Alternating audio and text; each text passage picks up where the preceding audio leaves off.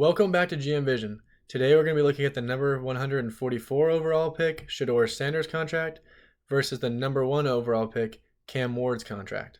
These are two guys in the pre-draft process that were thought to be guaranteed first-round picks. One went number 1 overall, and the other slid all the way to the 5th round, which I'm sure is a shock to Shedeur. His 2025 NIL evaluation was $6.5 million, which he would have made all in 1 year, compared to making only $4.6 million in 4 years, versus Cam Ward's $48.8 million fully guaranteed, which is the highest among any rookies given that he was the number 1 overall pick. If Shedeur lives up to the hype, the Browns could be getting a starting quarterback that's only costing them just over $1 million a year, versus Cam Ward, who would be costing the Titans just over $12 million a year.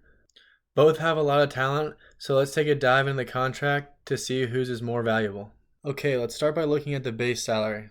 So the base salary will be the amount of money the player makes throughout the 18-week season, 17 games, and 1 bye week. Being that these are 2 rookie contracts, the base salaries for every year of the contract are going to be set in stone by the NFL before they're even picked. The real difference you'll see is in the signing bonuses and the roster bonuses, and how that all affects the cap hit. So now let's go look at the signing bonus where you start to see a real difference. So now looking at the signing bonus, this is where you start to see a massive difference. Cam Ward got his signing bonus fully up front, which is just over $32 million. And Shedeur Sanders got his signing bonus, which equated to just over $400,000. I mean, this is a huge difference. Cam Ward almost makes 2 times more in 1 year of signing bonus than Shedeur does in his entire contract. Considering that a lot of people had these two as their quarterbacks 1 and 2 in the draft, it is just shocking how far apart their contract value is. Now let's go take a look at roster bonuses. Now looking at the roster bonus, this will be the amount of money a player will receive if he is still on the team by a certain date. So for Cam Ward, these roster bonuses are going to be training camp bonuses essentially. If he shows up to training camp, he will receive this money every year. For Shedeur, he does not have any roster bonuses through his contract. It is common for players selected later in the draft not to have these roster bonuses, although it is something that can be negotiated into the contract.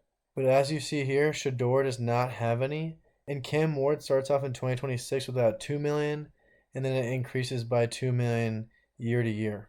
Now, while Cam Ward is making all the money, we're now going to go look at the cap hit and really be able to tell whose contract is giving more value. So now taking a look at the cap hit. The cap hit is going to be comprised of the base salary, the signing bonus, and the roster bonus all together. So looking in 2025, we see that Shedeur is only going to make $951,000 compared to Cam Ward's $8.8 million in 2025. Which, as you can see, it's going to start increasing each year all the way through the end of the contract. And this is really where you start to see the true value of Shedeur Sanders' contract. The highest cap hit Shedeur will have throughout his entire contract is $1.3 million. If Shedeur ends up taking those steps to becoming a quality starter in the NFL, he would make the Browns look like geniuses for only having to pay a top quarterback close to league minimum. But even looking over here at Cam Ward's cap hit, if he takes those next steps to become an elite quarterback, this money would just be a drop in the bucket compared to what some of the other top QBs are getting paid. With players like Dak Prescott having over a $50 million cap hit in 2025, to go along with players like Matthew Stafford with a $47 million cap hit and Joe Burrow with a $45 million cap hit. The hope is for both teams that their quarterback takes the steps necessary to become an elite player in the NFL. And in that case, they would both be on extremely cheap contracts through their first 4 years. Now let's go take a look at whose contract I think is more valuable in the long run. Now looking at my final decision, when it comes to value, you have to give it to Shedeur Sanders. The Browns have a chance to get an absolute steal. While Shedeur wasn't a first-round talent, he had a lot more than 5th-round value. While Cam Ward is the better player, Sanders' extremely cheap contract makes his more valuable. When looking at the signing and roster bonuses and how much more Cam Ward is making every year, not to mention the $42 million difference in overall value of the contract, I ended up coming to the decision that Shedeur's was more valuable. This is coming from the view that both of them will be starters in the NFL, even though I personally think Cam Ward will have a much more successful career, which is why I wanted to pick him to have more value, because he still will be on an extremely cheap contract for how talented he is. But at the end of the day, Shedeur only making just over $4 million in 4 years, with how much potential he has, makes it not even close. So let me know in the comments, what do you think?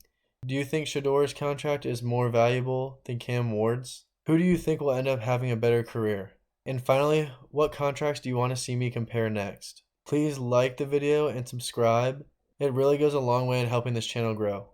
That's all I got for you this time, and I'll see you in the next one.